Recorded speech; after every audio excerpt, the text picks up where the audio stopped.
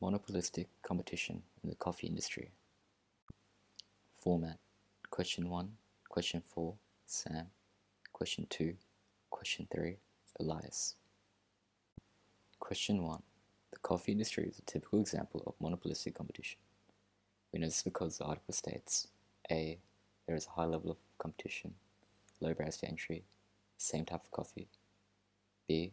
There is a low level of competition, medium barriers to entry, coffee that differs in quality. C. There is a low level of competition, high barriers to entry, coffee that differs in quality. And D. There is a high level of competition, low barriers to entry, and coffee that differs in quality. The answer is option D.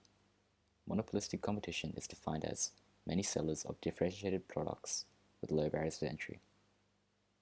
Option A is wrong because of homogeneous products in the market, which is more closely aligned to the definition of perfect competition. Option B and C are incorrect, as they are lowly competitive.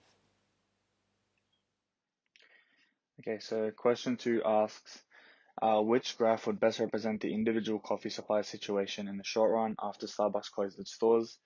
The answer we got was C, because Starbucks closing will lead to increased demand for an alternative coffee supplier in the market, which is the individual coffee supplier, creating short-term profits because there's an increase in demand. This is shown in graph C, as there's a short-term profit shown at the profit maximizing quantity between marginal cost and marginal revenue, and the price shown is above the average total cost, thus creating short-term profits.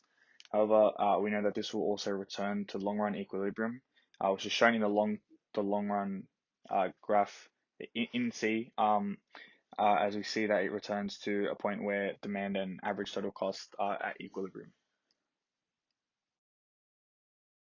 Okay, so for question 3, we asked, after Starbucks closed its Australian stores, in the long run, do the individual coffee suppliers earn a profit?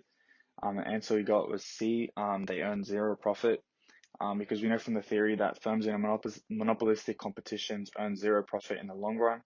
And because Starbucks failed to gain any significant market share, there wasn't really any impact in them closing all their stores, especially in the long run.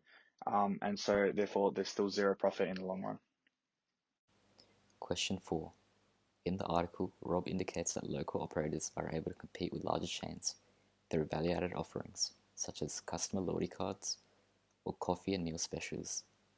What degree of price discrimination would you describe this as? Price discrimination is defined in the first degree, charging the maximum possible price per unit, the second degree, charging different prices for different quantities, and the third degree, charging different prices to different consumer groups.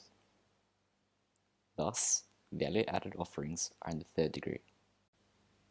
Third degree price discrimination occurs when you charge different prices for different consumer groups. For local coffee operators, coffee meal specials offer a different price point for consumers rather than buying coffee and other items at a per unit price.